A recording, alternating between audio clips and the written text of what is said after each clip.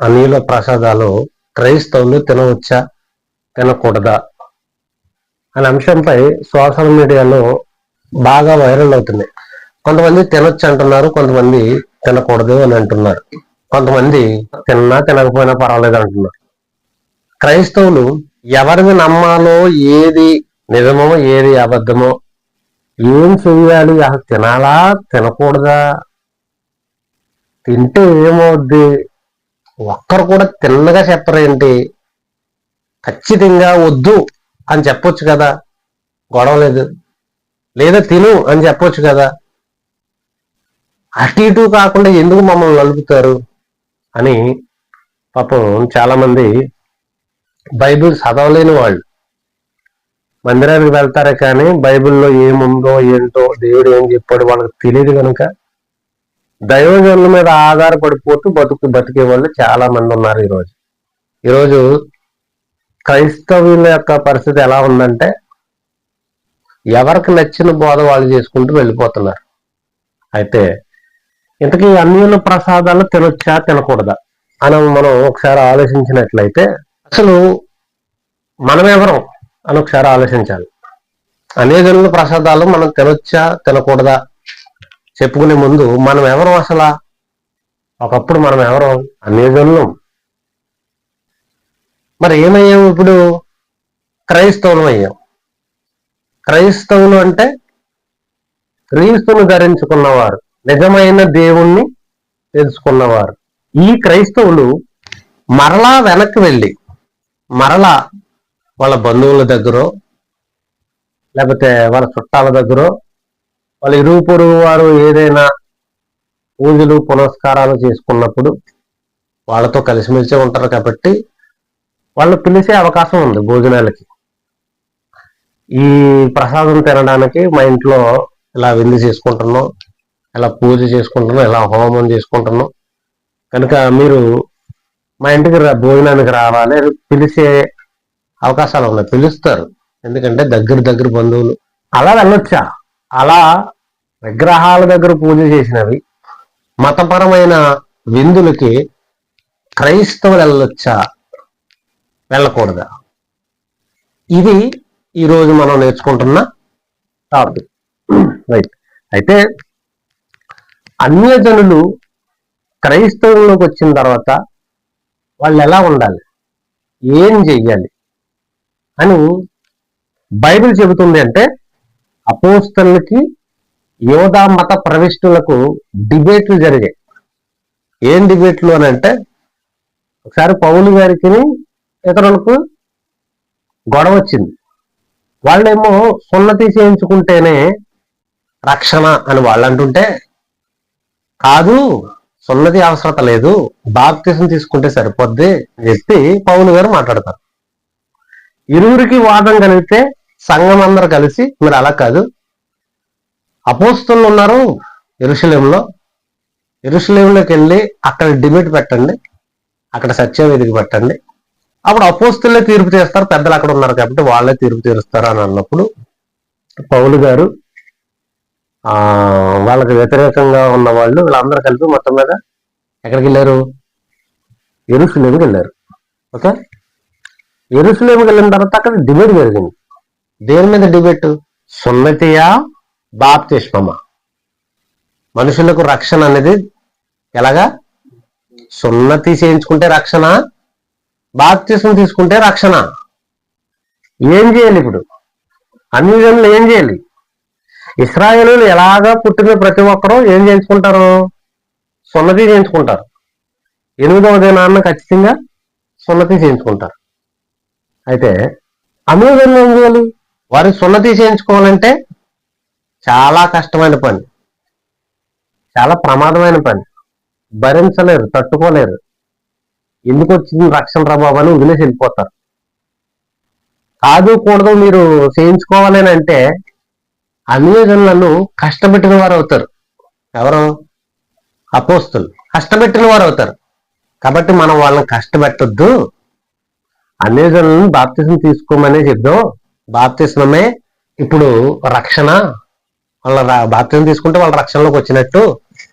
కాబట్టి వాళ్ళ బాప్తిజం తీసుకుంటే సరిపోద్దని చెప్పి అపోస్తలు మాట్లాడతారు. ఒకసారి అపోస్తల కార్యాలు 15వ అధ్యాయము 19వ వచనంలో, కాబట్టి అన్య జనుల్లో నుండి దేవుని వైపు తిరుగుచున్న వారిని మనము కష్టపెట్టక విగ్రహ సంబంధమైన అపవిత్రతను, జారత్వమును, గొంతు పిసికి సంపందాన్ని, రక్తమును విసర్జించుటకు వారికి పత్రిక రాసి పంపవలనని నా అభిప్రాయము అని అన్నాడు. ఎవరు?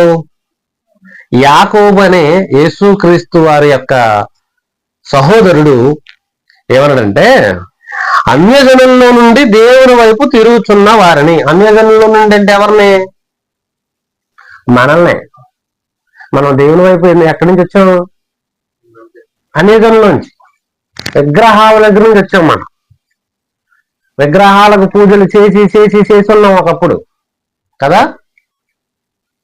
ఎక్కడ నా చిన్నప్పుడైతే బాగా ఎక్కడ సంతర్పణలు పెట్టినా వెళ్ళిపోయేవాడు, ఎక్కడ పూజలు భోజనాలు పెడుతున్నా వెళ్ళిపోయేవాళ్ళం, పిల్లలంతా వెళ్ళిపోయేవాళ్ళం, గ్రామాలు వెళ్ళిపోయేవాళ్ళం, ఎక్కడ ఫంక్షన్లు అయితే అక్కడికి వెళ్ళిపోయేవాళ్ళు. విందులు వినోదాలు మన ఊరిలో ఎక్కువగా ప్రతి సంవత్సరం కూడా ఎక్కడ పడితే అక్కడ అన్న సంతర్పణలు ఇవన్నీ చేస్తున్నాము అప్పుడు. కానీ ఇప్పుడు ఆ అన్య జనుల్లోంచి ఎక్కడికి వచ్చాం? క్రైస్తవ్యంలోకి వచ్చాం. ఇదివరకు మీరు అలా ఉండేవారు కనుక, ఇదివరకు ఎక్కడ పడితే అక్కడ భోజనాలకు వెళ్ళేవారు, ఇదివరకు ఎలా పడితే అలా ఉన్నారు, పూజలు చేశారు, పునస్కారాలు చేశారు, రకరకాలుగా తిరిగారు మీరు. కాబట్టి ఇప్పుడు కుదరదు.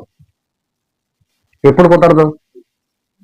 ఇప్పుడు కుదరదు అన్నట్టుగా ఈ పత్రికను చూడండి, ఈ మాటను చూడండి. కాబట్టి అన్ని విధాల నుండి దేవుని వైపు తిరుగుతున్న వారిని మనము కష్టపెట్టక అంటే సున్నతి చేయించుకుంటేనే మీకు రక్షణ చెప్పి వాళ్ళని కష్టపెట్టకూడదు. ఒకవేళ మనం చేయించుకుందాం, ఎందుకంటే మనకు ఆచారం ఉంది కాబట్టి, మనకు ఎలాగా అలవాటు ఉంది. అవునా?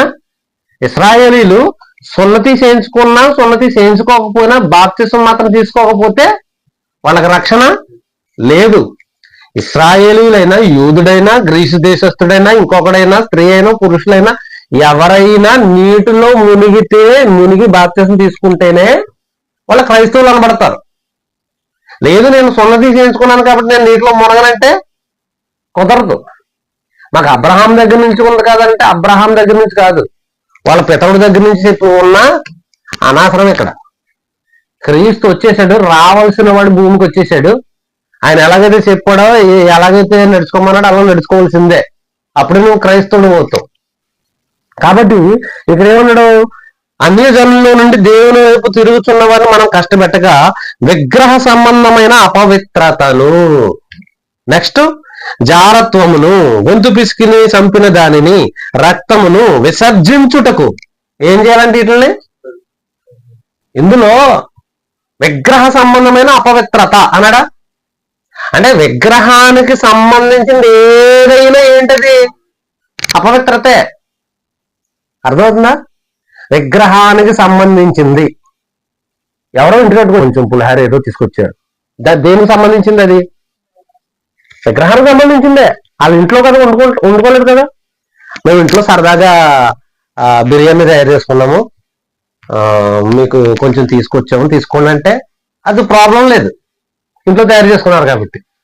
మేము పూజ చేసుకున్నాము, మేము ప్రసాదం తయారు చేసుకున్నాము, కొంచెం తీసుకోండి అంటే దేనికి సంబంధించింది? విగ్రహానికి సంబంధించింది, పూజలకు సంబంధించింది. విగ్రహానికి సంబంధించింది ఏదైనా అది మీకు అపవిత్రతే. దాన్ని ఏం చేయాలి? ఏం చేయమన్నాడు చూడండి అక్కడ. విసర్జించాలి అన్నాడు. విసర్జించడం అంటే ఏంటి? విడిచిపెట్టడం వేరు, విసర్జించడం వేరు. విడిచిపెట్టడం వేరు, విసర్జించడం వేరు. విసర్జించడం అనేది చాలా పెద్ద పదం. నేను చాలాసార్లు సందర్భాల్లో చెప్పాను. ఉదయాన్నే లేవగానే మల విసర్జన, మూత్ర విసర్జన అంటారు. ఒకసారి విసర్జించిన తర్వాత మళ్ళా వాటి వైపు చూడరు. అలాగే ఇక్కడ విసర్జించండి, విసర్జించుటకు వారికి పత్రిక వ్రాద్దామని చెప్పేసి మాట్లాడుతున్నాడు యాకోబు గారు. అలాగే పత్రిక రాశారు.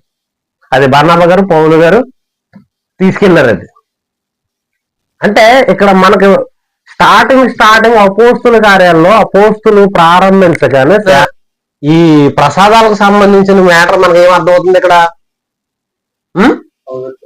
అపవిత్రము, దాని జోలికి మీరు వెళ్ళకూడదు అని అన్నాడు. అవునా? మరొక మాట చూద్దాం. కొరింథీయులకు రాసిన మొదటి పత్రిక 10వ అధ్యాయము 14వ వచనం నుంచి చూద్దాం. 14వ వచనం నుంచి. కాబట్టి నా ప్రియులారా, విగ్రహారాధనకు దూరముగా పారిపోండి అంటున్నాడు.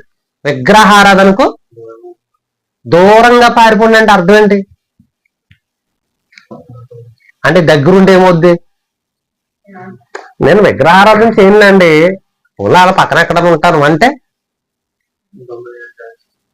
అసలు విగ్రహారాధన జరిగే కాడ నువ్వు ఉన్నావంటే ఏ పరిస్థితులైనా నువ్వు అపవిత్రత కలగజేసుకుంటావు అన్న భావన ఇక్కడ రావట్లేదా? వస్తుందా లేదా? ఇప్పుడు అక్కడ ఏమన్నాడు? విగ్రహ సంబంధమైన ప్రతి దానిని విసర్జించండి అన్నాడు. అవునా? అపోస్తుల కార్యాల్లో. ఇప్పుడు ఇక్కడ ఏమన్నాడు ఈయన? విగ్రహారాధనకు దూరంగా పారిపోండి అంటే విగ్రహారాధన చేయడానికి మీరు దూరంగా వెళ్ళిపోండి అంటున్నాడంటే అసలు విగ్రహారాధన సంబంధించిన దాంట్లో మీరు అసలు ఈ పరిస్థితుల్లో అక్కడ ఉండకండి, మీరు దూరంగా వెళ్ళిపోండి అన్నాడు. ఎందుకు వెళ్ళిపోవాలి దూరంగా అంటే? దూరంగా ఎందుకు వెళ్ళిపోవాలంటే ఇప్పుడు అంటున్నాడు 15వ వచనంలో, బుద్ధిమంతులతో మాట్లాడినట్లు మీతో మాట్లాడుతున్నాను అంటున్నాడు. ఎలా మాట్లాడుతున్నాడంట? నేను ఏమంటా ఏం చెప్పకపోతే మీకు అన్ని తెలుసు, మీరు బుద్ధిమంతులు, మీరు బుద్ధిమంతులనే నేను మాట్లాడుతున్నాను. నేను చెప్పు సంగతిని మీరే ఆలోచించండి అంటున్నాడు. నేను ఒక విషయం చెప్తాను, మీరు ఆలోచించండి అంటున్నాడు. ముందేమన్నాడు? విగ్రహారాధనకు దూరంగా పారిపోండి అన్నాడు. బుద్ధిమంతులతో మాట్లాడుతున్నట్టు మాట్లాడుతున్నాను అంటున్నాడు. నేను చెప్పే సంగతిని మీరు ఆలోచించండి అంటున్నాడు. ఏం చెప్తామనంటే మనం దీవించు ఆశీర్వచనపు పాత్రలోనిది తాగుట క్రీస్తు రక్తంలో పాలు పుచ్చుకున్నట్టే కదా. ఏమంటున్నాడు? మనం దీవించు ఆశీర్వచనపు పాత్ర అంటే యేసుక్రీస్తు వారు ఆ రొట్టెను ఆ పాత్రను పట్టుకుని ఏం చేశాడు? కృతజ్ఞతాస్తుతులు చెల్లించి దీవించి ఆశీర్వదించి దాన్ని అప్పుడు ఇచ్చాడు. అప్పటి నుంచి ఆ పాత్రకి ఏమని పేరు వచ్చేసింది? దీవించు పాత్ర. ఏమని వచ్చింది? దీవించు పాత్ర. అంటే ఒక మాట చెప్పాలంటే ఆ దీవించు పాత్ర తీసుకురండి అందరికి ద్రాక్షరసం ఇద్దాం, దీవించు పాత్ర తీసుకురండి అందరికి శరీరాన్ని ఇద్దాం. ఏమని వచ్చింది ఇప్పుడు దానికి పేరు? యేసుక్రీస్తు ఒక పాత్ర. అంటే సేమ్ అదే పాత్ర అని కాదు, వీళ్ళు ఏ పాత్ర పెట్టుకున్నా దానికి ఏమని పేరు పెట్టేశారు? దీవించు పాత్ర. అందులో ఏముంటది? ద్రాక్షరసం ఉంటది. దీవించు పాత్రలో ఏముంటది? రొట్టె ఉంటది. అవునా? అంటే రొట్టె ద్రాక్షరసం ఇందులో ఉన్నాయి. అదే ఏమన్నాడు ఇక్కడ? మనము దీవించు ఆశీర్వచనపు పాత్రలోనిది త్రాగుట క్రీస్తు రక్తంలో పాలు పుచ్చుకున్నట్టే కదా. పైన ఏమన్నాడు? నేను చెప్పే సంగతిని మీరే ఆలోచించండి అని చెప్పి, ఇదిగో మనం దీవించు పాత్ర నుండి ద్రాక్షరసం తాగుతున్నాం. ద్రాక్షరసం తాగుతున్నామంటే మనం ఏం తీసుకుంటున్నాం? ఏమన్నాడు ఇక్కడ? మనం ఎందులో పాలు పొందుతున్నాం? క్రీస్తు రక్తంలో పాలు పొందుతున్నాం కదా. మనం విరుచు రొట్టె తినుట క్రీస్తు శరీరంలో పాలు పుచ్చుకున్నట్టే కదా. మనం రొట్టెని తింటున్నామంటే సాక్షాత్తు ఏం తీసుకుంటున్నాం? మనం ఆయన శరీరాన్ని తీసుకుంటున్నాం. ఆలోచించండి. నేను చెప్పే విషయాలు ఒక్కసారి మీరు బుద్ధిమంతులు కదా, మీరు బుద్ధిమంతులు అని చెప్తున్నాను, మరి మీరు ఆలోచిస్తారని చెప్తున్నాను. మరి మనం ద్రాక్షరసం తీసుకుంటున్నామంటే ఆ పాత్రలో ఉంది ఆయన శరీరం, ఆయన రక్తాన్ని తీసుకుంటున్నామనే కదా. రొట్టె విరుస్తున్నామంటే ఆయన శరీరాన్ని తీసుకుంటున్నామనే కదా అని చెప్పి మనమందరము ఆ ఒకటే రొట్టెలో పాలు పుచ్చుకొనిచున్నాము. మనమందరము ఒకటే రొట్టెని అందరం పంచుకుంటున్నాం. ఒక రొట్టె అందరం పంచుకుంటున్నాం అంటే ఒక శరీరం, ఎవరి శరీరం? క్రీస్తు శరీరాన్ని మనం అందరం పంచుకుంటున్నాం. మనం అందరం పాలు పుచ్చుకుంటున్నాం. అందులో పాలు పుచ్చుకుంటున్నాము. రొట్టె ఒక్కటే కనుక అనేకులమైన మనము ఒక్క శరీరమై ఉన్నాము. శరీరము రొట్టె ఒక్కటే. ఆ ఒక్క రొట్టెని ముక్కలు చేసిన అందరం తీసుకుంటున్నాం. ఎలాగైతే ఒక్క రొట్టెని ముక్కలు చేసిన అందరం తీసుకుంటున్నామో ఆ శరీరాన్ని, ఒక్కటే శరీరాన్ని అందరం ముక్కలు ఎలా తీసుకుంటున్నామో అనేకమైన మనం కూడా ఆ ఒక్క రొట్టెగానే ఉన్నాం. శరీర ప్రకారమైన ఇశ్రాయేలు చూడి, బలి అర్పించిన వాటిని తినువారు బలిపీఠంతో పాలివారు కారా అంటున్నాడు. అని ఎక్కడ తీసుకెళ్ళాడంటే ఈయన లేవియ కాండానికి 7వ అధ్యాయం తీసుకెళ్ళాడు ఈయన. ఎవరు? ఇశ్రాయేలీలు అంటే లేవీలు బలి అర్పించి దాని మీద తింటున్నారంటే వాళ్ళు దేంతో పాలువారు? బలిపీఠంతో పాలువారు. వాళ్ళు బయట వాళ్ళతో పాలు ఉండదు. దేంతో పాలు ఉంటుంది? వాళ్ళకి బలిపీఠంతోనే పాలు. అక్కడ ఏది ఉంటే అదే తినాలి అని చెప్పి లేవీ కాండం ఒకసారి రండి. లేవీ కాండము 7వ అధ్యాయము 1వ వచనాన్ని చూద్దాం. ఒక మేక పిల్లనో గొర్రె పిల్లనో దాన్ని ఒక బలిపశువుని తీసుకొస్తాం, దాన్ని పీక కట్ చేస్తాం, ఆ రక్తం ఎట్టుకెళ్ళి బలిపీఠం కింద వేసేస్తాం, దీన్ని అప్పుడు చీల్చుతాం, దీన్ని చీల్చి చర్మం ఏమో ఓ పక్కన పెడతాం, తలకాయేమో ఓ పక్కన పెడతాం, కాళ్ళు ఏమో ఓ పక్కన పెడతాం, మొత్తం అయిపోయా పొట్టలు కోస్తాం, లోపల ఉన్న ప్రేవులు పేడ చెత్త చెదరం ఉంటే అది కూడా తీసి ఓ పక్కన వేస్తాం, శుభ్రంగా కడుగుతాం. కడిగేసి ఇప్పుడు మొత్తం ఓపెన్ చేసి ఇప్పుడు కొవ్వు ఎక్కడెక్కడ ఉందో మొత్తం కొవ్వు అంతా ఒలుస్తాం. ఆ కొవ్వు ఎక్కడుందో మొత్తం అంతా ఒలిసి ఆ కొవ్వు అంతా ఒక గిన్నెలోకి తీసుకుని ఈ గిన్నెతో తీసుకెళ్లి ఆ బలిపీఠం మీద కట్టెలు పేర్చి ఆ కట్టెల పైన ఈ అగ్ని పెట్టి అది మండుతుంటే అప్పుడు కొవ్వంతా తీసి ఆ కట్టెల పైన వేస్తే శుభ్రంగా దహన బలి, అపరాధ పరిహారార్థ బలి అయిపోయింది. ఇప్పుడు ఏం చేయాలి బాడీని? 5వ వచనం, యాజకుడు యెహోవాకు హోమముగా బలిపీఠం మీద వాటిని దహింపవలెను, అది అపరాధ పరిహారార్థ బలి. యాజకులను ప్రతి మగవాడు దాన్ని తినాలి. ఏం తినాలి? చాలా పవిత్రంగా ఉండి అది మాత్రమే తినాలి. ఇప్పుడు మనం ఆ బలి పశువు మాంసాన్ని మనం తింటున్నాం, అవునా? తింటున్నాం లేదా? ఎక్కడ? ఆ బలి పశువు మాంసాన్ని ప్రతి ఆదివారం తింటున్నాం మనం, పొద్దున్న తిన్నాం మనం. ఆ బలి పశువు ఎవరు? అదే చెప్తున్నాడు అక్కడ. లేవీని చూడండి, బలిపీఠం మీద అర్పించిన దాన్ని వాళ్ళు తిన్నారు కదా. మనం చూడండి, మనం కూడా యేసుక్రీస్తు వారి రక్తాన్ని తాగుతున్నాం, యేసుక్రీస్తు వారి శరీరాన్ని తింటున్నాం.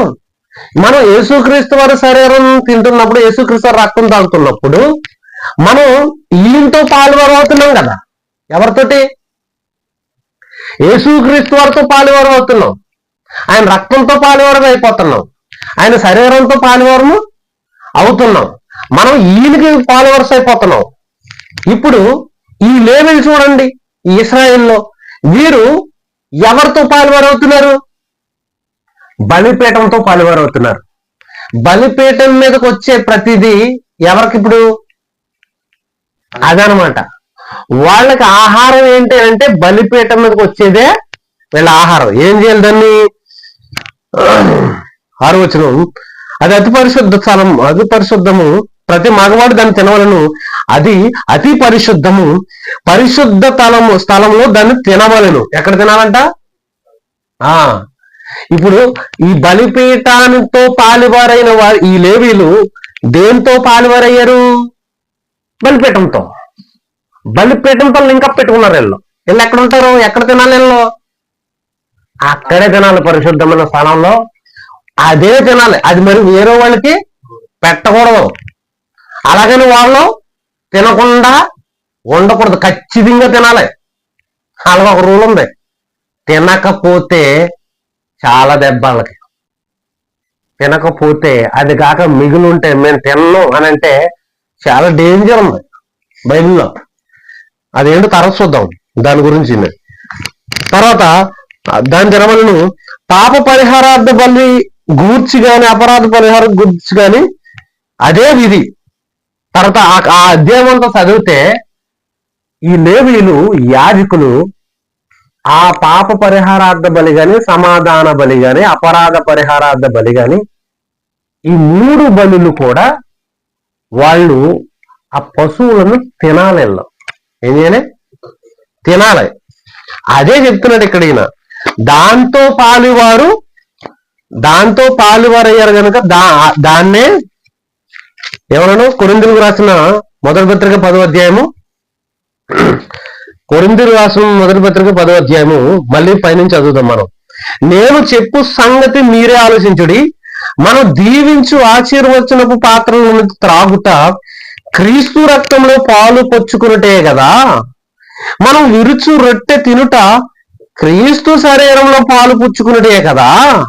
మనం అందరము ఆ ఒక్కటే రొట్టెలో పాలు పుచ్చుకొనిచున్నాము. రొట్టె ఒక్కటే కనుక అనేకమైన మనము ఒక్క శరీరమై ఉన్నాము.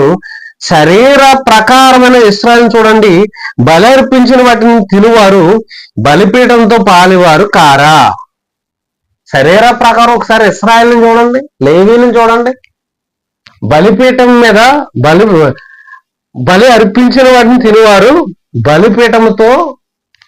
బలిపీఠంతో పాలువారు కారా అని చెప్పి ఇప్పుడు ఏమంటున్నాడంటే, ఇక నేను చెప్పినది ఏమి విగ్రహార్పితంలో ఏమైనా ఉన్నది అయినను విగ్రహములో ఏమైనా ఉన్నదేనని చెప్పేదనా? లేదు గాని అన్యజనులు అర్పించు బలులు దేవునికి కాదు దెయ్యములకి అర్పించుచున్నారని చెప్పుచున్నాను అన్నాడు. ఎవరికి అర్పిస్తున్నారంట బలులు? అన్యజనులు. వాళ్ళు లేవీయులు ఇశ్రాయేలుని చూడండి, వాళ్ళు బలిపీఠంతో పాలువారు వాళ్ళు. అందుకే బలిపీఠం మీద ఉన్నది వాళ్ళు తింటున్నారు. మనము క్రీస్తు రక్తంతో పాలువారము, క్రీస్తు శరీరముతో పాలువారం మనం. కాబట్టి మనం ఏం తీసుకుంటున్నాం? క్రీస్తు శరీరము, క్రీస్తు రక్తం తీసుకుంటున్నాం. అనేజనులు ఎవరు? అనేజనులు వాళ్ళు అర్పించే బలులు దేవునికి అర్పిస్తున్నారు, దెయ్యాలకు అర్పిస్తున్నారు. దేనికి? దెయ్యాలకు అర్పిస్తున్నారు. అందులో ఏమైనా ఉందంటే ఏమీ లేదు. కానీ వాళ్ళు అర్పించే విగ్రహంలో కానీ అలా విగ్రహార్పితం అంటే ఆ విగ్రహంలో ఏమి లేదు. విగ్రహం ముందు పెట్టిన ఆ పులిహోరలో కానీ ఆ ప్రసాదంలో కానీ ఏమీ లేదు అని చెప్తున్నాడు ఈయనే. మరి ఏమీ లేనప్పుడు ఏంటంటే వాళ్ళు దేవునికి అర్పిస్తున్నారంటే దెయ్యాలకు అర్పిస్తున్నారు. మీరు దెయ్యములతో పాలువారవట నాకు ఇష్టం లేదు అంటున్నాడు. ఎవరితో పాలువారవట? మనం పాలు ఎవరితో పంచుకున్నాం? క్రీస్తు రక్తంతో పాలువారమయ్యాం. అక్కడ పైన చెప్తున్నాడు. పైన ఏమన్నాడు? మనం ద్రాక్షరసం తాగుతున్నామంటే రక్తంలో పాలు పంచుకున్నాం, పాలు పుచ్చుకున్నాం. మన పాలు ఎక్కడుంది? ఆయన రక్తంలో ఉంది మన పాలు, ఆయన శరీరంలో ఉంది మన పాలు. మన వాట ఎక్కడుంది? అక్కడ ఉంది. తర్వాత ఇశ్రాయేలుని చూడండి, వారు బలిపీఠంతో పాలు. వాళ్ళకి బలిపీఠం మీద అర్పించిన దాన్నే తింటూ ఉంటారు. వాళ్ళు బయటకి ఎక్కడికి వెళ్ళరు. వాళ్ళు వెళ్తారా? ఎక్కడికి వెళ్ళరు. ఎక్కడ పడితే అక్కడికి వెళ్ళరు. ఆ బలిపీఠం తోటే వాళ్ళకి, దాని మీద వచ్చిన మీదే తింటారు వాళ్ళు. మరి మీరు అన్యజనులు అర్పించే బలులు దెయ్యాలకు అర్పిస్తున్నారు. దెయ్యములతో పాలువారు అంటే నాకు ఇష్టం లేదు అంటున్నాడు ఈయన పౌలు గారు. మీరు అలా పాలువారవచ్చా? రొట్టెలో పాలువారైన మీరు, ద్రాక్షరసంలో పాలువారైన మీరు దెయ్యాలతో కూడా పాలువారు అవుతారా అని అంటున్నాడు. ఏమన్నాడు?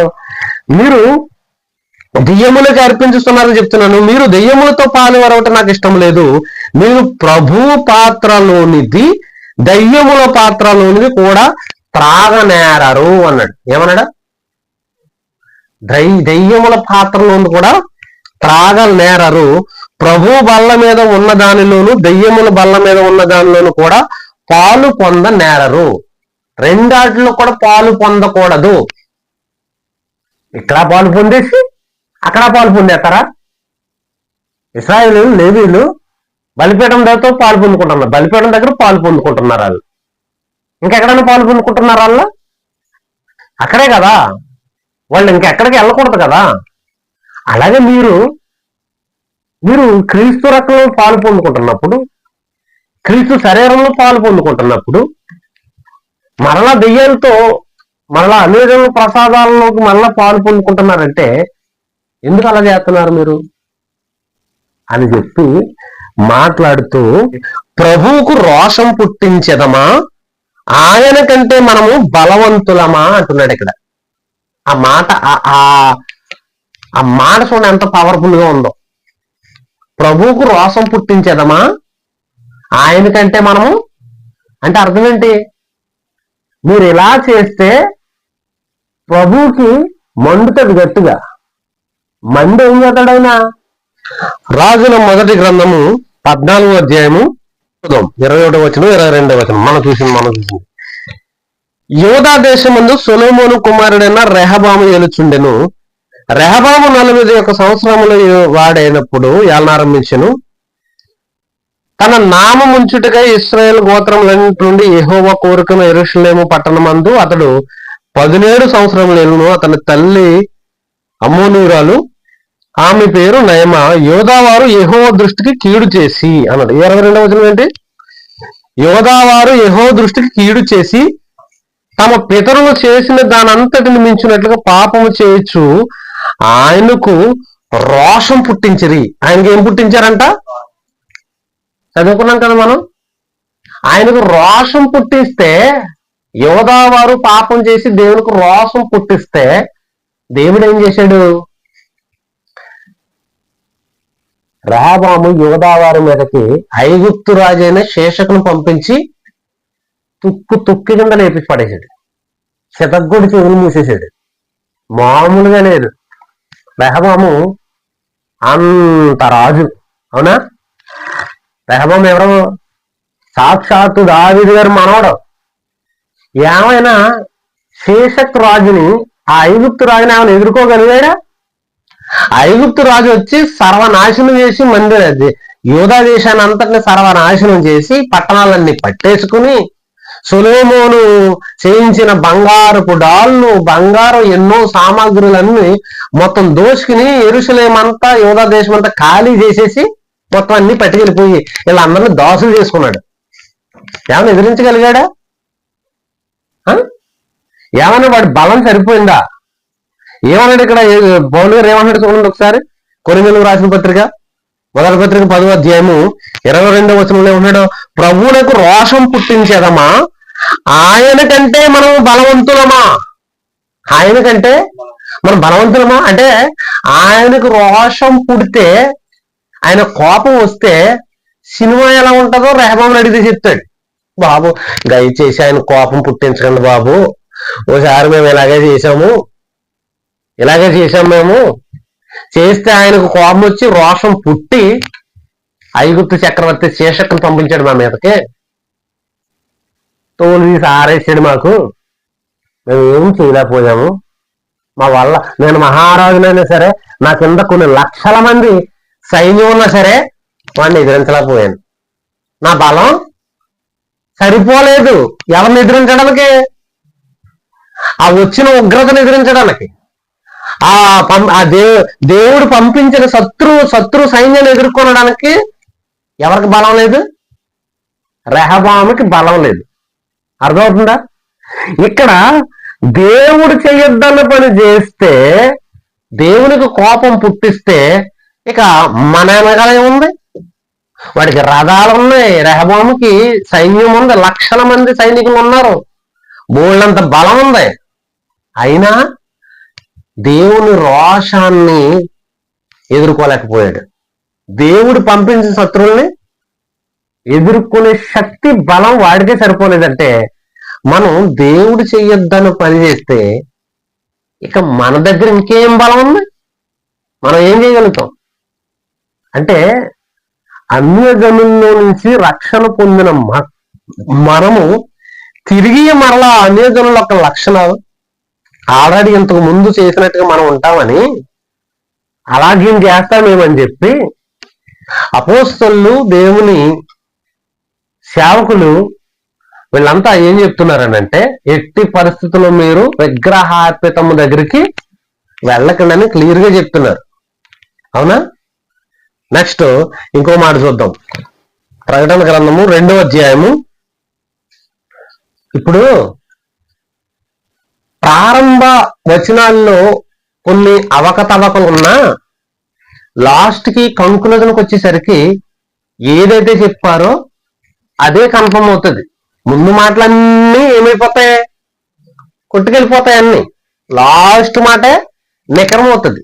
అలాగే ప్రకటన గ్రంథం అనేది ఫైనల్ లాస్ట్ లో యోహాను గారు యేసుక్రీస్తు వారు ప్రేమించిన ప్రియ శిష్యుడు ఈ యోహాను గారు. ఈయన అందరికంటే లాస్ట్ లో చనిపోయాడు. ఈయన బంధించేశారు, పద్మాసు దీపంలో బంధించేశారు. ఇక దేవుని వాక్యం సంఘాలను హెచ్చరించి దేవుని వాక్యం చెప్పే పరిస్థితులు లేవు.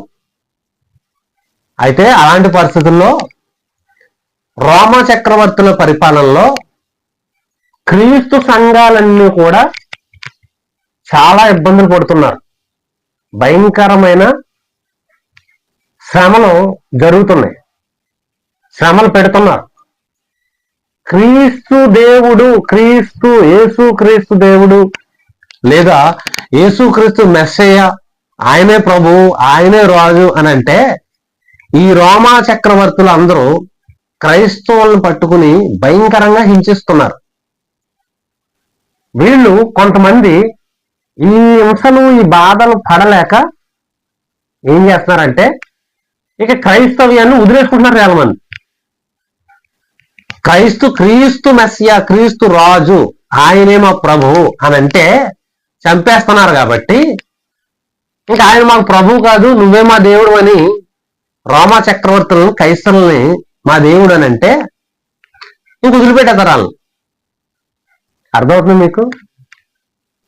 అలాంటి పరిస్థితుల్లో ఈ క్రైస్తవ సంఘాలన్నిటికీ హెచ్చరించి వాళ్ళని ఆదరించే మాటలు చెప్పే నాయకులు లేరు. ఇప్పుడు పెద్ద పెద్ద వాళ్ళందరూ చనిపోయారు.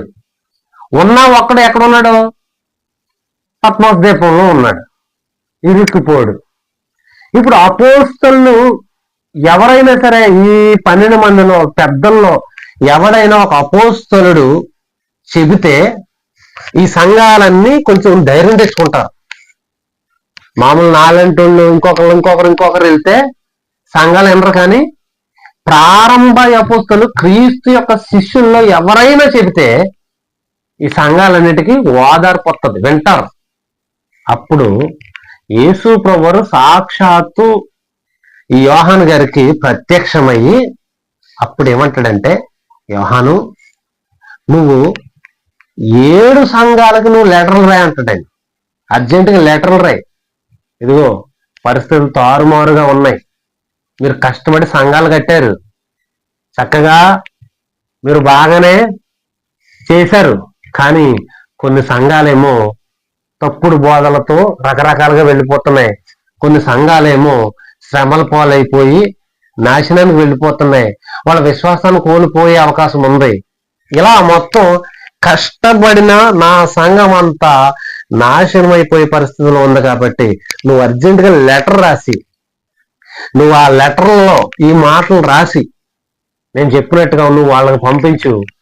నువ్వు పంపిస్తున్న లెటరు నువ్వు పంపించావని తెలియగానే వాళ్ళందరికీ ఒక ఆదరణ అనేది ఏర్పడుతుంది అని చెప్పేసి యేసు ప్రభు అంటే, సరే బాబు ప్రభు, చెప్పు ప్రభు, నువ్వు చెప్పు, నేను రాస్తాను అన్నాడు ఆయన. ఎవరు? యోహాను గారు. అప్పుడు చెప్పడం ఆయన చెబుతుంటే యోహాను గారు రాస్తున్నారు. యేసుక్రీస్తు వారు అలా ఒక్కొక్క సంఘం గురించి ఒక్కొక్క సంఘానికి ఒక్కో విధంగా ఆయన మాట్లాడుతూ వచ్చాడు. అలాంటి సంఘాల్లో మాటల్లో అదేం 14వ వచనంలో పెర్గమ సంఘంతో ఇలా మాట్లాడుతూ, నీ ప్రొఫైల్ చాలా బాగుంది, చాలా గట్టిగా ఉన్నావు, శ్రమలు వస్తున్నా సరే ఎదురెళ్తున్నావు, నువ్వు చాలా బాగున్నావు, చాలా కరెక్ట్గా ఉన్నావు, సంఘం మంచి పాటలు పాడుతున్నావు, మంచి సభలు చేస్తున్నావు, మంచి వాక్యం చెప్తున్నావు, మంచి కార్యక్రమాలు చేస్తున్నారు, అన్నీ బాగానే ఉన్నాయి. అయినా సరే నేను నీ మీద కొన్ని తప్పుదాలు మోపవలసి ఉంది అంటున్నాడు యేసుక్రీస్తు. ఎవరు అది రాస్తున్నది? ఎవరు? యోహాను గారు. నిజానికి ప్రకటన గ్రంథం యోహాను రాసిన ప్రకటన గ్రంథం ఉంటున్నాం, కానీ రాసింది యోహాను గారే, చెప్పింది ఎవరు అంటే ఈ గ్రంథం ఎవరిదే?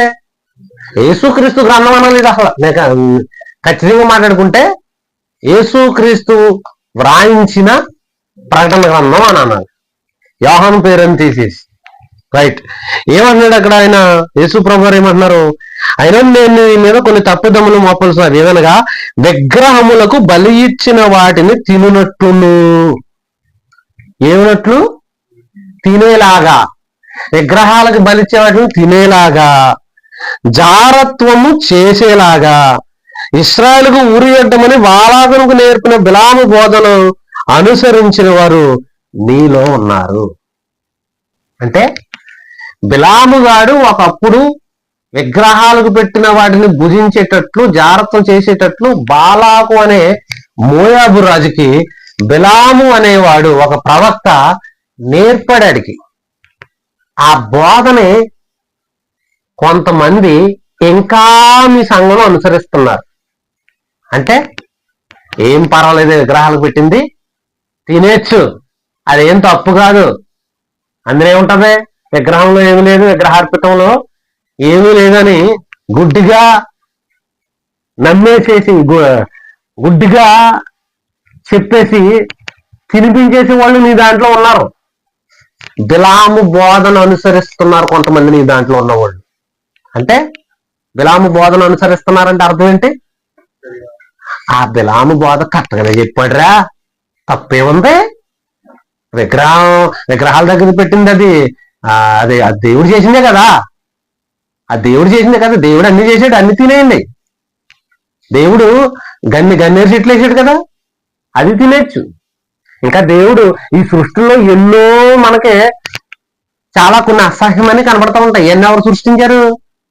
దేవుడే సృష్టించాడు. మరి అన్ని తినేచ్చా? జీవుల్లో చాలా రకాల అసహ్యమైన జీవులు ఉన్నాయి, అన్ని దేవుడు సృష్టించినాయే కదా, తినేచ్చు. తప్పే ఉంది. ప్రార్థన చేసుకుని కృతజ్ఞతా స్తుతులు చెల్లించేసి, ఎలక దేవుడు చేశాడు తినేయడమే, పిల్లి దేవుడు చేశాడు తినేయడమే, ఏముంది, కోసేసుకుని శుభ్రంగా వండేసుకుని ప్రార్థన చేసుకుని తినేయడమే. తెల్లారితే శాలల్లో తోటల్లో బోల్డ్ పాములు కనపడుతూ ఉంటాయి. ఏం చేయాలి ఇప్పుడు వాటిని? అవన్నీ ఎవరు చేశారు? మిడతలు, చుంచులు, కప్పలు, ఇవన్నీ ఎవరు చేశారు? దేవుడు చేశాడు. వాటి విషయంలో ఎందుకు అసహించుకున్నాం? వాళ్ళు ఎవరో తింటున్నారని చెప్పేసి బాధే అంటున్నాం మనం. అవన్నీ దేవుడే చేశాడు. సృష్టిలో మనకు కనబడనివి ఎన్నో భయంకరమైన సర్పాలు ఉన్నాయి, భయంకరమైన జంతువులు ఉన్నాయి, భయంకరమైన చెట్లు ఉన్నాయి, అసహ్యమైన చెట్లు ఉన్నాయి. ఈ సృష్టి నిండా ఎలా పడితే అలా ఉంది. ఇదంతా దేవుడు చేసిందే.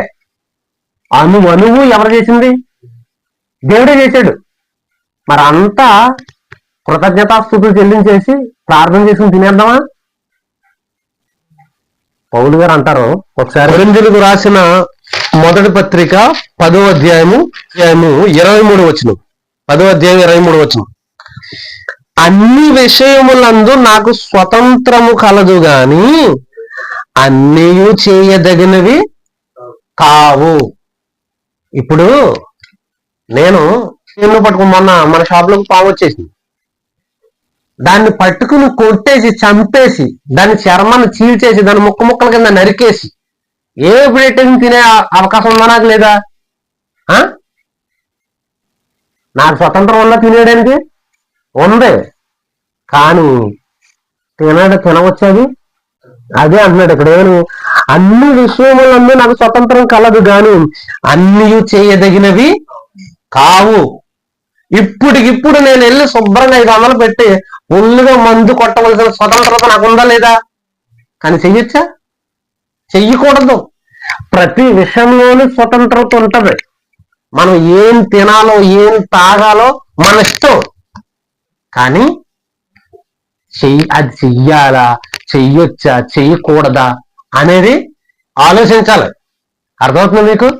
అలాగే ఎక్కడ ఫుడ్ దొరుకుతుందా, మనం ఫుడ్డే చూస్తాం. మనం పులిహోర, చక్కెర పొంగలి, తర్వాత దద్దోజనం, ఇలాంటి ఎన్నో ప్రసాదాలు ఉంటాయి. ఎన్ని ప్రసాదాల్లో ఇవన్నీ చూడడానికి చాలా బాగుంటాయి. మనకి కూడా తినేయడానికి స్వతంత్రం ఉంది. ఏముంది, వాళ్ళ శుభ్రంగా పెడతారు, నీట్ గా ప్లేట్లో పెట్టి పెడతారు, స్పూన్ వేస్తారు, చక్కగా నోట్లు పెట్టుకుంటే భలే అమృతంలా ఉంటది. చాలా బాగా చేస్తారు అన్ని ప్రసాదాల్లో.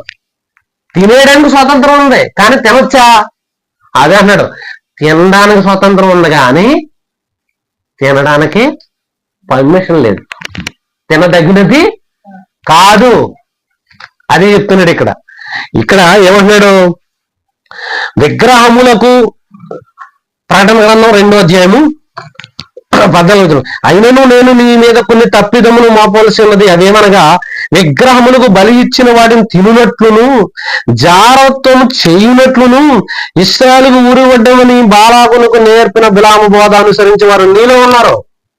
బిలాము గడి బోధని ఇంకా అనుసరించే పనికి మాలో నీ దగ్గర ఉన్నారు. బిలాము గడి బోధ మీలో ఇంకా వినబడుతుంది నాకు. ఏమంటాడు యేసు ప్రభు? పెర్గమ సంఘంలో ఏమని పడుతున్నాను ఇంకానే? బిలాము గడి చచ్చిపోయాడు. ఎప్పుడో క్రీస్తుకు పూర్వం చచ్చిపోయాడు. మోషే గారి దగ్గర ఉన్న జనము చంపేశారు, బిలాముని నరికేశారు ఖడ్గంతో. అయినా ఆడి బోధ ఇంకెక్కడ వినపడుతుందంట? ఇంకా పెర్గమ సంఘంలో వినపడుతుందంట.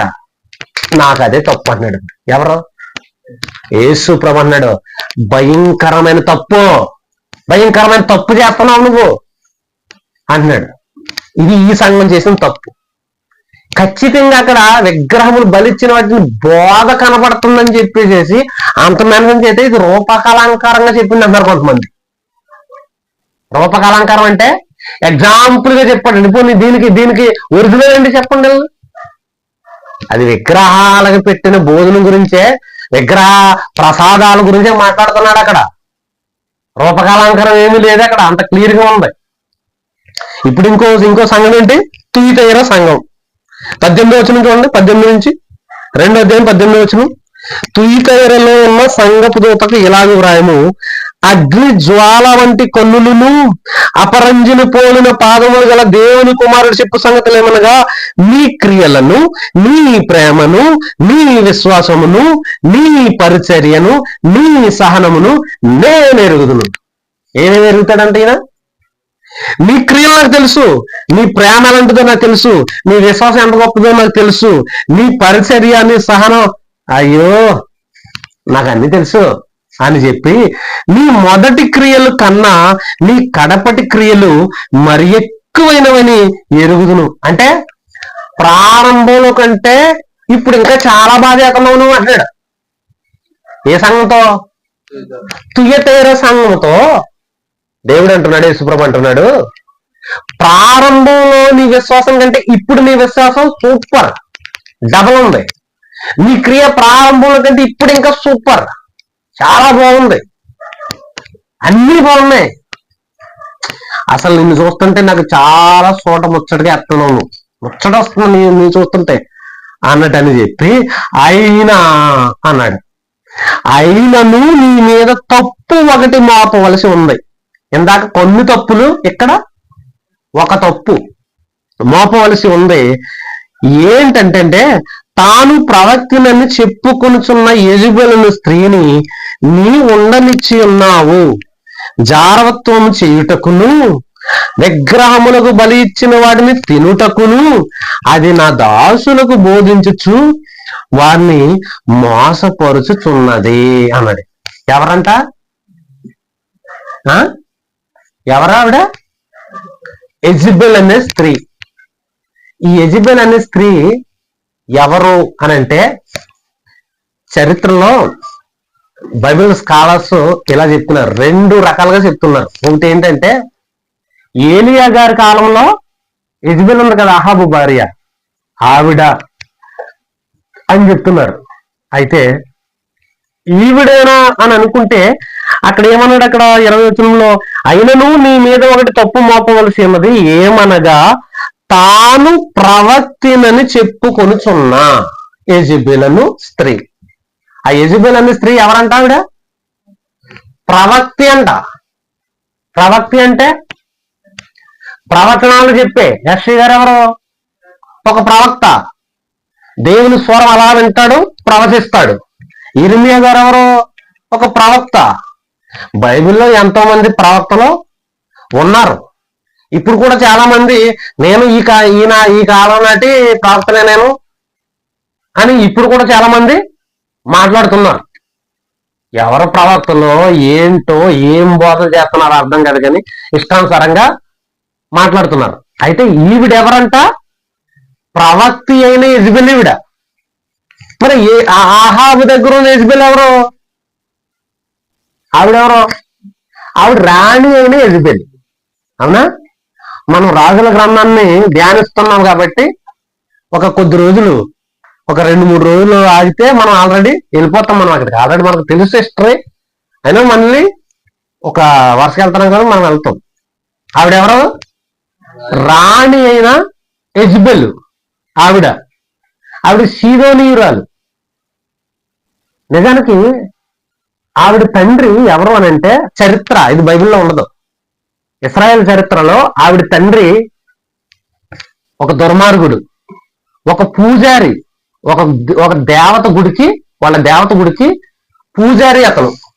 అయితే ఆ పూజారి ఆ సీదోనీయుల దేశానికి రాజుని చంపేసి ఇతను పరిపాలిస్తాడు. ఎవరో? యెజబెల్ తండ్రి. అతను ఒక రాజుని చంపేసి ఇతను పరిపాలిస్తే, అలా పరిపాలించి 30 ఏళ్ళు పరిపాలన చేస్తాడు. ఈ 30 ఏళ్లలో భయంకరమైన పరిపాలన, అది దారుణమైన పరిపాలన. మనుషులను చంపేయడం, విగ్రహాల పూజల పేర్లతో యాబడితే అలాగా పరిపాలించడం అనేది వాడి యొక్క పరిపాలన. అయితే సేమ్ తండ్రి యొక్క లక్షణాన్ని యెజబెల్కి వచ్చేసాయి. ఈవిడ ఆహాబుని ఎందుకు పెళ్లి చేసుకుంది అని అంటే, కేవలం డబ్బు కోసం, కేవలం పదవి కోసం, అహంకారంతో ఆహాబును పడేసి ఆహాబుని ఈ యెజబెలు తనకు ఒక బానిసగా చేసేసుకుంది. ఇంకా భార్య మాట అంటే వేదంలాగా చేసేసుకుని తను ఎలా పడితే అలాగ మలుచుకుంది. అలాంటి స్త్రీ ఏం చేసింది అని అంటే, ఇశ్రాయేల్ దేశమంతా విగ్రహారాధన చేయడానికి పూనుకుంది. ఇశ్రాయేల్ దేశమంతా భర్తను అడ్డు పెట్టుకుని విగ్రహాలతో నింపేసింది. భయంకరంగా ఆ విగ్రహాలకు పూజ చేసిన వాళ్ళనే ఉంచేది. ప్రవక్తలైనా సరే, ఇదిగో నా దేవుడికి, నేను నిలబెట్టిన దేవుడికి నువ్వు పూజారిగా, నువ్వు ప్రవక్తగా, నువ్వు యాజకుడిగా ఉంటావా అని అంటే, ఉంటాను అంటేనే వాడిని బతకనిచ్చేది. లేదంటే చిచ్చి నేను యెహోవా తప్ప ఇంకా ఎవరికి నేను యాజకుడిగా ప్రవక్తగా పనిచేయను అని అంటే వాళ్ళని చంపేసింది. అలా ఇజ్రాయెల్ దేశంలో ఉన్న ప్రవక్తలందరినీ చంపేసింది. ఏలియా గారిని కూడా చంపేయడానికి ప్లాన్ చేసింది, కానీ తన వల్ల కాలేకపోయింది. తానే పోయింది. అసలు ఏలియాకి చావే లేదు. చనిపోకుండానే ఆయన అగ్ని రథాలు వచ్చి ఆయన మేఘారూఢి మిస్ అయిపోయాడు ఆయన. రైట్. ఇప్పుడు ఆయన గురించి కనుక మ్యాటర్ ఎవరి గురించి? యెజబెల్ గురించి. ఇప్పుడు అక్కడ ఆ యెజబెల్ ఎవరు? రాణి అయిన, దేశానికి రాణి అయిన యెజబెల్. కానీ ఇక్కడ యెజబెల్ ఎవరు అంటున్నారు? ప్రవక్త అయిన యెజబెల్. అంటే ఇప్పుడు మనకి ఏం అర్థమవుతుంది? ఇప్పుడు ఈ యెజబెల్ ఆ యెజబెల్ కాదు. మరి ఎవరబ్బాయి యెజబెల్ అని అంటే నిజంగా సాదృశ్యంగా కాదు, ఈ రూపకలంకారంగా కాదు, ఆ యెజబెల్ని చూపించి రూపకలంకారంగా ఇక్కడ చెప్తున్నాడని కాదు. తుయతైర సంఘంలో యెజబెల్ అనే ఒక ప్రవక్తి, అంటే నేను దేవుని ప్రవక్తురాలను, దేవుని ప్రవచనాలు చెబుతాననే ఒక ప్రవక్తి ఉంది. ఇందులో తుయతైర సంఘంలో ఈ ప్రవక్తి ఉంది. ఈవిడ ఒక ఆ సంఘానికి, ఆ సంఘ పెద్దకు భార్య. ఏ సంఘ పెద్దకు భార్య? తుయతైర సంఘ పెద్దకు భార్య. ఈవిడ పేరు యెజబెల్. నిజంగా ఉందని ఆవిడ ఈ యెజబెల్ ఏలియా గారి దగ్గర ఉన్న యెజబెల్ కాదు. నిజంగా యేసు ప్రభువు మాట్లాడుతున్న ఆ టైంకి ఒరిజినల్ గా ప్రవక్త అనే యెజబెల్ పేరు మీద తుయతైర సంఘంలో సంఘ పెద్ద భార్య ఉందని చాలా మంది బైబిల్ స్కాలర్స్ చెప్తున్న చరిత్రలో ఉంది. ఆవిడ ఏం చేస్తుందంట, అక్కడ ఆ సంఘం దగ్గర, తుయతైర సంఘం ఉంది కదా, ఆ పక్కనే ఒక మందిరం ఉంది. ఆ కొంచెం దూరంలో ఒక దేవాలయం ఉంది. ఆ దేవాలయం దగ్గర ఆ చుట్టుపక్కల ఉన్న వ్యాపారస్తులు అందరూ కలిసి వాళ్ళు అప్పుడప్పుడు ఆ దేవుడికి, ఆ దేవాలయానికి కొన్ని బలులు ఇచ్చుకుని విందు కార్యక్రమం చేసుకుంటూ ఉంటారంట. వాళ్ళు అర్థమవుతుందా? వ్యాపారస్తు ఇప్పుడు వినాయక చవితి వచ్చింది కదా, వినాయక చవితికి కొన్ని చోట్ల ఏం చేస్తారంటే వ్యాపారస్తులందరూ కలిపి, ఇప్పుడు ముక్కాములు ఉంది, మన ముక్కాములు ఉంది, ఇందాక నేను రవి గారు ఈ రోజు నిమజ్జనం ఏదో చేసుకున్నారు వాళ్ళు. అయితే వాళ్ళ కార్యక్రమం మనకు సంబంధం లేనిది, కానీ చెప్తున్నాను. ఆ ముక్కాముల సెంటర్ లో మొత్తం వ్యాపారస్తులందరూ కలిపి అక్కడ ఒక దేవుణ్ణి నిలబెట్టుకున్నారు. అలాగే అక్కడ ఆ తుయతైర సంఘం దగ్గర, తుయతైరలో ఆ సంఘం దగ్గర ఉన్న కొంచెం దూరంలో ఒక దేవాలయం ఉంటే, ఆ దేవాలయం దగ్గర చుట్టుపక్కల ఉన్న వ్యాపారస్తులు అందరూ పండగ చేసుకుని, బలులు అర్పించుకుని, భోజనాలు తయారు చేసుకుని విందు చేసుకుంటూ ఉంటారు. అలా విందు చేసుకుంటున్న కార్యక్రమంలోకి సంఘస్థులను కూడా పర్వాలేదు, వెళ్ళండి, తినండి, ఏం తప్పు లేదు అని బోధ చేస్తుందంట. అదేంటి అని అంటే, మనం ఈ ఆత్మను చూశారు, ఈ ఆత్మ దేవుని దగ్గరికి వెళ్తుంది, ఈ శరీరం వెళ్దాం. బోధ ఎలాంటి తెలుసా? ఈ శరీరం మట్టిలో కలిసిపోతుంది, ఇది ఆత్మ వెళ్తుంది ఎక్కడికి? అది ఇప్పుడు నువ్వు శరీరాన్ని కడుతున్నావా, ఆత్మ కడుతున్నావా? ఆహారం శరీరానికి. నువ్వు జాగ్రత్త శరీరంతో చేస్తున్నావా, ఆత్మతో చేస్తున్నావా? శరీరంతో చేస్తున్నావు. నీ శరీరం ఎలాగూ మట్టిలో కలిసిపోతుంది కనుక దాంతో చేస్తే పాపం లేదు. కనుక నువ్వు విగ్రహ ఆర్పితం దగ్గర తినేచ్చు, నువ్వు జాగ్రత్తమైన చేసేచ్చు, నువ్వు ఎలాగైనా పర్లేదు, నీకు నచ్చినట్టుగా నువ్వు చేసేచ్చని తప్పుడు బోధ చేస్తుంది. ఇప్పుడు తుయతైరలో ఉన్న సంఘపు దూతకి, అంటే పాస్టర్ గారికి యేసు ప్రభువు లెటర్ రాస్తూ ఏమన్నాడు తెలుసా? అటువంటి పనికి మాలిందని నువ్వు ఎందుకు ఉంచావు సంఘంలో? అది ఏం చేస్తుంది? అది సంఘాన్ని డిస్టర్బ్ చేస్తుంది, అది సంఘాన్ని పాడు చేస్తుంది, బలిచ్చిన వాడిని తినమని ప్రోత్సహిస్తుంది. అది మళ్ళీ ప్రవక్తి. అలాంటి దాన్ని ఎందుకు ఉంచావు నువ్వు? హలో, దాన్ని మారు మనసు పొందుకోవడానికి టైం ఇస్తున్నాను. మారు మనసు పొందుకుందా సరే, లేకపోతే దాన్ని తీసేస్తాను నేను. ఏమన్నాడు అక్కడ? 21వ వచనం, మారు మనసు పొందుటకు నేను దానికి సమయం ఇచ్చిదిని గాని అది తన జారత్వం విడిచిపెట్టి మారు మనసు పొందనలదు. ఇదిగో నేను దాన్ని మంచము పట్టించి దానితో కూడా వ్యభిచరించువారు దాని క్రియల విషయమై మారు మనసు పొందితేనే గాని వారిని బహుశ్రమల పాలు చేసేదను. మంచం పట్టించి అన్నాడేంటి? అది రూపకలంకారంగా కాదంటే రోగాల రప్పించి దాన్ని మంచం ఎక్కించేస్తాను, లాస్ట్ కి నాశనం చేసేస్తాను, భయంకరమైన జబ్బులు రప్పించేస్తాను. జారత్వం చేస్తుంది, విగ్రహాలకు బలిచ్చే వాటిని తినమనంటుంది, భయంకరమైన బోధ చేస్తుంది. దీన్ని నేను సహింపజాలను. అర్జెంటుగా మారమని చెప్పు, మారకపోతే తాడ తీస్తానని చెప్పి అన్నాడు. ఎంత సీరియస్ గా ఉంది. అయితే మన వాళ్ళు కొంతమంది ఏమంటున్నారంటే, కొరింథీయులకు రాసిన మొదటి పత్రిక 8వ అధ్యాయంలో చూపించి విగ్రహంలో ఏమీ లేదు, విగ్రహార్పితంలో కూడా ఏమీ లేదు, తిన్నా పర్లేదు తినకపోయినా పర్లేదు అని చెప్పి అక్కడ ఉన్న సందర్భాన్ని చెప్తున్నారు. అయితే నేనేం చెప్తున్నానంటే, ఇప్పుడు ప్రారంభంలో మాట్లాడిన మాటకి వెయిట్ ఎక్కువ ఉంటుందా, ఫైనల్ గా మాట్లాడిన మాటకి వెయిట్ ఎక్కువ ఉంటుందా? ఫైనల్ జడ్జిమెంటే నిలబడుతుంది. ఇప్పుడు ఫైనల్ జడ్జిమెంట్ ఏంటి? తినొచ్చా తినకూడదన ప్రకటన గ్రంథం ప్రకారం యేసు ప్రభు వారి మాటల్లో యేసు ప్రభు వారు చనిపోయారు, తిరిగి లేచారు, శిష్యులందరూ చనిపోయారు. ఈయన పద్మాసు దీపంలో ఉన్న యోహాను గారికి ప్రత్యక్షమై ఈయన దగ్గరకు వచ్చి ఆయనతో మాట్లాడి ఈ మాటలన్నీ చెప్పాడు కదా.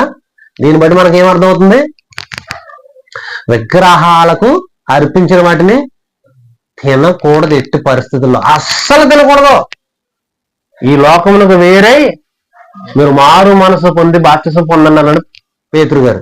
ఈ లోకములకు వేరై. మరి కొన్ని సందర్భాల్లో పర్వాలేదు తినేచ్చు, ప్రార్థన చేసుకుని తినేచ్చు, దేవుడు చేసిన ప్రతి వస్తువులు అవి దేని గురించి మాట్లాడారు అని అంటే ఆ సందర్భం వేరు, విగ్రహాల గురించి కాదు అది. కొంతమంది మాంసం తినకూడదు, మనం నీసు తినకూడదు, అవి మనం చాలా ఫ్రెష్ గా ఉండాలి, మనం బాహ్మణుల వలె ఉండాలి, ఎట్టి పరిస్థితుల్లో మనం నాన్ వెజ్ దాన్ని ముట్టుకోకూడదు అని అంటే ఎవరు చెప్పారు నాన్ వెజ్ ముట్టుకోకూడదని? దేవుడు చేసిన ప్రతి వస్తువు మంచిదే తినొచ్చు అని అంటే దేవుడిచ్చాడు. దేవుడిచ్చి తినమన్నప్పుడు ఖచ్చితంగా మనం తినాలి, ప్రార్థన చేసుకుని ఏం తింటే ఏ ప్రాబ్లం ఉండదు అని చెప్పి భక్తులు చెప్తున్నారు. కానీ చాలా మంది విగ్రహ విషయంలో ఈ ప్రసాదాల విషయంలో ఏం పర్వాలేదు అంటారు. అలా పర్వాలేదననే చాలా మంది నాశనం అయిపోయారు. కాబట్టి ఎట్టి పరిస్థితుల్లో కూడా విగ్రహాల దగ్గర మనము పెట్టింది తినకూడదు. కావాలంటే వాళ్ళ ఇంటికి వెళ్ళి శుభ్రంగా వాళ్ళకు వండి పెట్టింది శుభ్రం కడుపు నిండా ఫుల్గా తిని రావచ్చు, తప్పులేదు. నిజంగా వాళ్ళు అంటే కొంతమంది కూడా అనేదన్ను ఏదైనా ప్రసాదం పెడుతూ ఇది మరి మా దేవుడి దగ్గర పెట్టిన ప్రసాదం మీరు తింటారో తినరు. మరి రాంబాబు గారు అన్నారు, ఆయన చాలా చెప్తాడు, చాలా సందర్భాల్లో మాట్లాడతాడు ఆయన, స్వామి మరి ఇది దేవుడి దగ్గర ప్రసాదం తినకూడదు కదా అంటాడు. నేను తినండి అంటాను. అలా చెప్పండి, అలాంటిది ఏదైనా చెప్పండి, అవి ఒక చెప్తాం బాబోయ్ అంటారు. వాళ్ళే కంగారు పడిపోతారు, అమ్మో ఇది మీరు తినకూడదు, మీకు పెట్టకూడదు అని అంటారు. వాళ్ళే తింటారు కొన్ని సందర్భాల్లో. రాంబాబు 2 సార్లు ఆయన పార్టీలు చేస్తా ఉంటాడు, భోజనాలు ఏర్పాట్లు అవి చేస్తా ఉంటాడు. నన్ను పిలుస్తాడా? నేను వెళ్ళను. అయినా ఏమంటాడు, స్వామి నీకు ప్రత్యేకంగా రప్పిస్తాను, నేను ఇక్కడ దేవుడి దగ్గర పెట్టింది పెట్టను, నేను రాను అంటే ఎంతో ఆప్యాయంగా పిలుస్తాడు ఆయన. నేను తిన్నని కూడా ఆయన నన్ను ఏం ద్వేషించడు. నేను తిన్నండి రాంబాబు గారు, వాళ్ళకి కాదు, మీకు తెలుసు కదండి. ఇంకో విషయం ఏంటంటే క్రైస్తవులు ఎందుకు ప్రసాదాలు తినరు అని అంటే, క్రైస్తవులు వాళ్ళు ఒక్కసారి బాప్తిజం తీసుకున్న తర్వాత వాళ్ళు నిష్ఠాగరిష్టలోకి వెళ్ళిపోతున్నారు. లెక్క ప్రకారం వాళ్ళు జీవిత నిష్టలో వెళ్ళిపోతున్నారు. కాబట్టి అంత నిష్టలో ఉన్నవాళ్ళు, అంత ప్రతిష్టలో ఉన్నవాళ్ళు ఎట్టి పరిస్థితుల్లో తినకూడదు. మనం స్వామీజీల్ని కొంతమంది వీళ్ళందరినీ చూస్తూ ఉంటాం. వాళ్ళు 40 రోజులు మాల వేసుకుంటారు, 20 రోజులు మాల, వాళ్ళ లెక్కలు వాళ్ళకుంటాయి. కానీ వాళ్ళు మాల వేసుకున్న ఆ కొద్ది రోజుల్లో అసలు ఏమీ ముట్టుకోరాదు, చాలా నిష్టగా ఉంటారు, చాలా పవిత్రంగా ఉంటారు. అయితే మనం బాప్తిస్మం ద్వారా నీటిలో మునిగిన ఆ క్షణం నుంచి మనం ఎవరు? క్రైస్తవులని మనం మరింత నిష్టపరులు. కాబట్టి మనం ఎట్టి పరిస్థితుల్లో ఇంకో విషయం ఏంటంటే, కొంతమంది అంటారు మీరు క్రిస్మస్లకు వచ్చినప్పుడు మీ ప్రసాదాలు మేము తినవేంటి అంటారు. మేము పెట్టే భోజనాలు తింటున్నాం, మా ప్రసాదం మీరేమీ తినట్లేదు. మా ప్రసాదం ఏంటో చెప్పనా? రొట్టె ద్రాక్షారసం, అది మా ప్రసాదం. మా యేసు ప్రభు మాకు అనుగ్రహించిన మా ప్రసాదం ఏంటి? రొట్టె ద్రాక్షారసం. ఇది ఎవరికి ఇవ్వకూడదు కూడా.